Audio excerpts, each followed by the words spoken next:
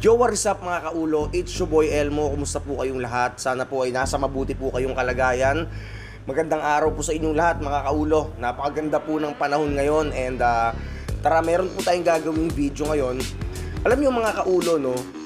Viral ngayon itong retiradong pulis na nagkasa ng barel at nagkaroon ng road rage between dun sa siklista, no, na lalaki. So pag-uusapan natin to and panoorin lang natin ng maiksi yung video, no, kung bakit. And wala tayong kakampihan dito, pag-uusapan lang natin at magbibigay tayo ng ating pahayag ukol dito. And talagang nakakabahala naman kasi talaga itong nangyari at nakakatakot to mga kaulo. And isa na namang retired police ang involved. So pag-usapan natin to mga kaulo, okay? So simulan natin to without further ado mga kaulo. Dun sa mga bago pa lang na napadaan, baka naman tol, click mo lang yung subscribe button para updated ka palagi sa lahat ng aking mga videos na ina-upload and yung mga update natin, okay? Maraming salamat po sa patuloy na sumusuporta at dun sa mga followers natin sa Facebook. Maraming salamat po sa inyo, okay? So simulan natin to mga kaulo. Magandang pag-usapan natin to mga kaulo, no, kasi sobrang delikado at nakakatakot to. So simulan natin. Let's go. So yun mga kaulo, no, meron tayong panonoorin na video galing to sa sa news, no. Panoorin natin sandali. Ito yung kuha ng isang vlogger to yung kumuha, pero hindi ko na sasabihin kung anong pangalan para sa syempre sa kaligtasan ng security ng tao. And mamaya meron akong sasabihin sa inyo na importanteng balita. So panoorin natin to. Ayan o. Viral ang gitgitang ito sa kalsada sa pagitan ng isang siklista at isang motorista. Ang pisikalan, humantong sa pagbubunot ng baril. So yan mga kaulo, no. So itong kuha na to, ito ay kuha po sa may Rotonda, Quezon City, no. And ito ay yun na nangyari sa siklista at dito sa retiradong pulis na si Sir Willie Gonzales, no. So dito sa video na to, nakita na natin dito kung paano nagkaroon ng yung pisikalan, no, binatukan yung siklista at galit na galit yung retiradong pulis na bumaba. Okay? Kasunod ng pagsuko ng kumasa ng baril na si Wilfredo Gonzales kahapon. Ayan mga kaulo, kitang-kita nyo naman yung pagbunot ng barel at minura, no, doon pa lang sa buka ng bibig minura itong siklista. Pagkatapos ng konfrontasyon na nakita nyo sa viral video, ako at ang aking siklista ay pumunta kami sa police station kung saan kami ay nagkausap. Yon. So ito mga kaulo, pumunta sila sa siyempre himpilan ng pulis, QC, no, at nagkaroon sila ng settlement nung siklista, no, base dun sa kanyang panayam.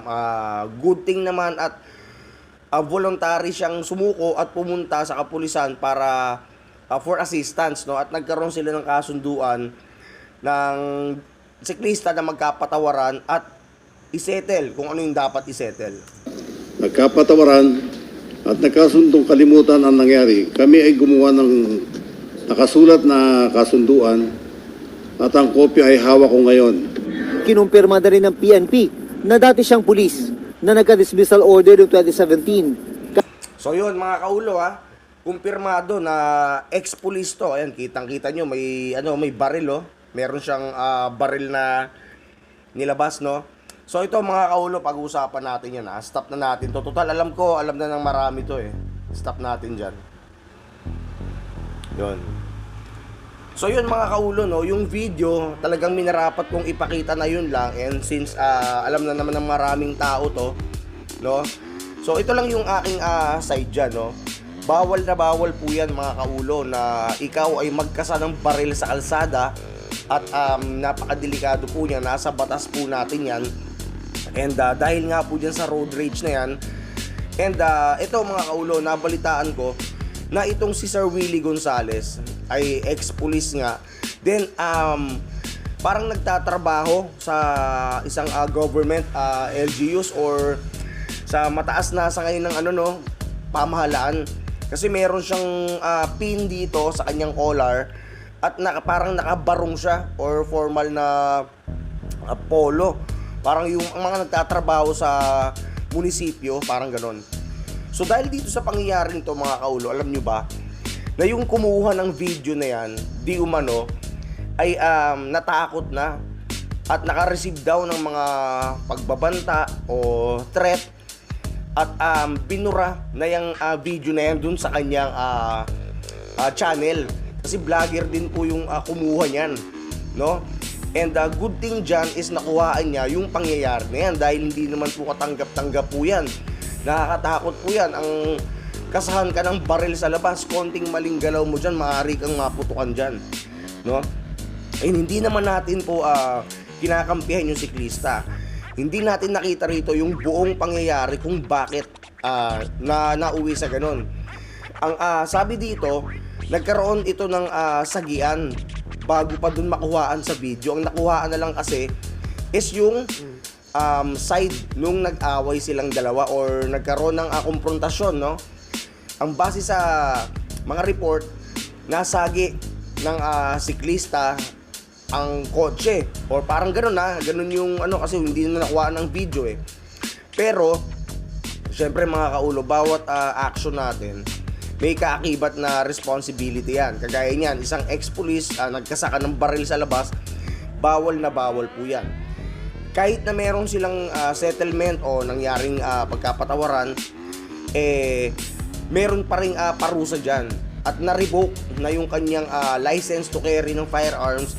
And yung iba pang mga kaso may naungkat pa laban dito kay Sir Willie Gonzales, no? And yun nga, panawagan niya rin sa mga tao na maging responsable yung mga vlogger sa pag-report, pagpo-post kasi ang minsan kasi ang nakikita lang daw is yung side na yun nga, yung pangit, kagaya nung nakuhaan, sad to say, no, na nakuhaan yung kanyang pagkasa ng baril at hindi niya napigilan yung emosyon. Kahit pa yung sabihin mo yan sa korte o sa kapulisan, bawal na bawal po yan at hindi ito tolerate ng QCPD yan, no? Base dun sa balita.